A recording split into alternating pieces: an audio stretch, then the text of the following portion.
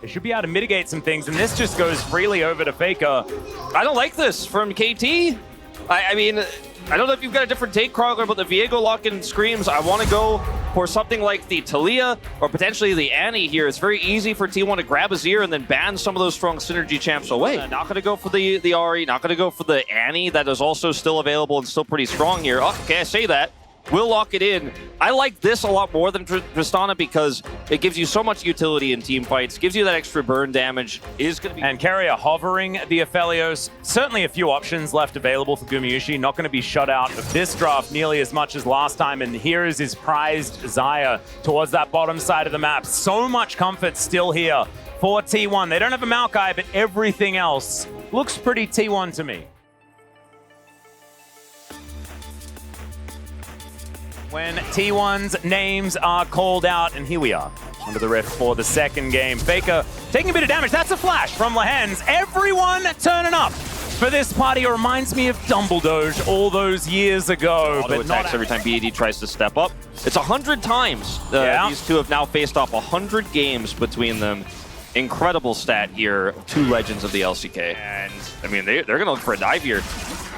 Well, we'll see whether Lehens can stay alive as the polymorph does come through. That's first blood going to Gumayusi, and Carrier going to be able to get out of there. He was tanking the turret just beautifully. And as Cuz is lurking here, Carrier as well as a control ward in this bush.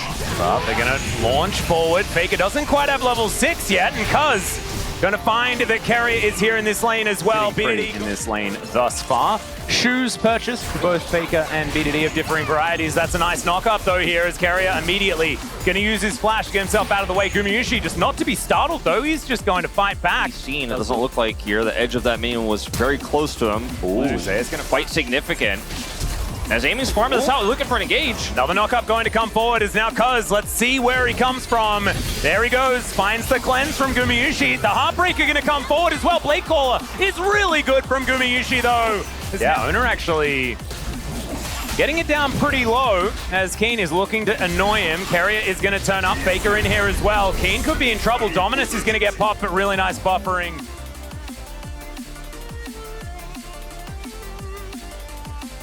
Trying it once again. Keen does have flash, but no ult, as you say.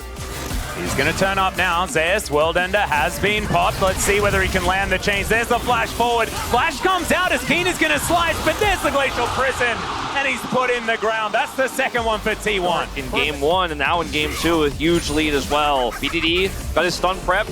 Oh yeah, Faker could be in trouble here. Does have flash available. There's the Emperor's Divide once again. The Q's in the air, but it's not enough. Lehens is chasing after Faker, and he's now running the wrong direction. So he's just going to try and waste as much time as possible. He might get the execute. Yeah, can he actually get there? No, he's not going to be able. So BDD is going to be able to get the first kill here for KT, but still, Faker wastes a lot of their time. Baker's back. Doing fantastic things here. Gumayusi Carrier having a good time. His owner getting pushed away, but does find a Glacial Prison, and now Lehens just in CC hell. Drake is going to be spawning in 40 seconds time, and so now T1 with so much extra control of that bottom side. His owner moving towards this top lane. Keen trying to just start the fight, but Carrier's even here. I have a feeling this Crocodile is a handbag, and he's going to die on his own terms by the looks of things. Zeus going to be able to collect it in the end. Zeus just getting plate gold topside, has teleport. Yeah, he can get over whenever he would like. Of course, Keen doesn't have the luxury as there's a Glacial Prison. Lehens just soaking it up. Cuz down relatively low. They should be able to get this Drake, but can they actually get themselves out of here is the question. Cuz will secure it, slinks into the mist. And T1 just say, well, I mean, we're happy to just take a whole bunch more plate gold. BDD's going to teleport towards that top lane as the Mountain Rift does come in. Emperor's Divide is going to discover aiming. Who's going to ult and die? Carrier locks down the kill, and Faker just seems to be picking whoever he wants on this map and choosing them for death. It is a pretty insane advantage T1 have right now as the plates do fall here. They're looking to push mid. Well, BDD making a little bit of a roam over, and Oner is still very tanky. I don't know whether he's necessarily going to be a target that they can even... KT have to drop off the Herald. I mean, it's all going bad. Well, there's the Glacial Prison. Heartbreaker is going to be utilized. Faker doesn't press the Emperor's Divide button, so he'll have that one. If he's forced to ult just cuz, then you could probably say that that was a KT win. But it looks like T1 are just going to back away, allow Zeus to do his thing as there's a flash. The Tibbers is going to connect onto Carrier and they lock him down. Emperor's Divide not gonna do too much here. But the Rift Herald somehow was secured by T1. Yeah, aiming, clearing out that control ward from max range. Let's see whether they can steal this away. It's not going to be allowed to, but now Zeus is going to get caught on that flank. Can they take him down? Yes, they can. When the Drake spawns, they'll probably commit to trying to get some prio for that objective, but Faker here is one of those pick targets. Yeah, it does have his crown, and they're going to look to try and stop him. They do deny the shifting sands at the beginning, but then he just gets himself out. Another Glacial Prison comes in. Aiming's going to be interrupted by Oner. Absolutely beautiful play. Now Carrier taking some damage, but the Featherstorm's going to save Gumayusi. Lehens has to go golden, and he's not going to be able to get himself out of it. Keen is going to be the first to go down in the fight, and T1 are just juggling the aggro gorgeously. Ko's going to be the next victim here as T1 are looking for match point. They are looking for no mercy, and they want to head towards the final. Faker, he lives! He's got that extra survivability, he's got Merc Treads here, and when they use the Blast Cone to get on top of him here, he's very aware of this possibility. Instantly Emperor's divides through the stun, then is able to slide into the Baron pit, get around this corner while Oner peels, gets the knock up here. Wild Growth is committed, and with a teleporting Aatrox in the middle of this fight, there is no way out for KT Roaster here. And Faker, because he's got long range, is still going to offer some support here in the team fight, and it is just a wash once again for KT. So close, but not enough. And the first part of the burst goes into Faker, and that might be the most high-value crown I've ever seen. Yeah, pushing this wave towards the bottom lane. And the thing that I've been so impressed with T1 throughout this whole series has been their dominance in vision and information. And they still get so many of these tools that just look really, really strong. It's 9 games of his year for Faker this playoffs. 9. Yeah, a little bit of a stun there onto Gumayusi. And now he's just going to turn it. Looks for Keen. Dominance comes through. Decent quickness there as he does get the knock up onto Gumayusi. And he is taken down. Now aiming is at full health. And Zeus does find a knock up on him. But now Koz dives forward. Can Zeus find the kill? The answer is yes onto Lehens.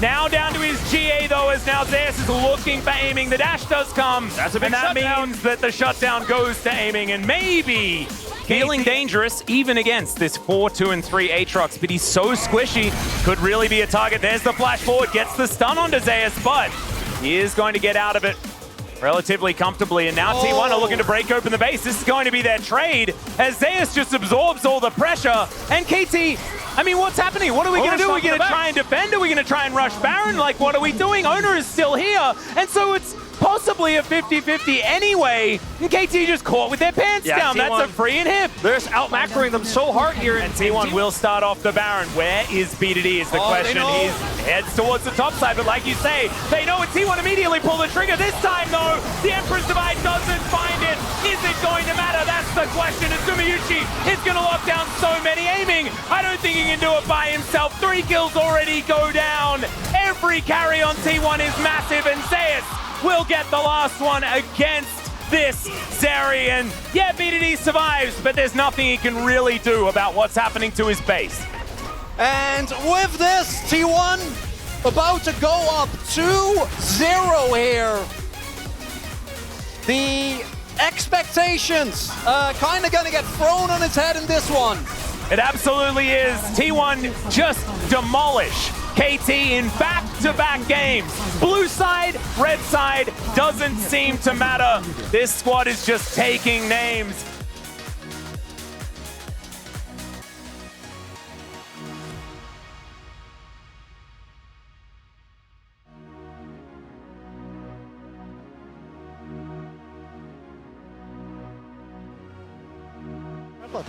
너 빠를 것 같아. 애니 노플 노궁이야. 애니 초시계만 있는 것만 인지해봐. 미드 갈게요.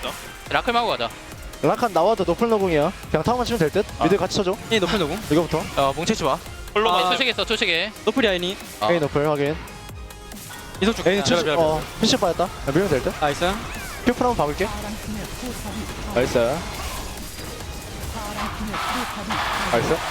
나이스요. 나이스.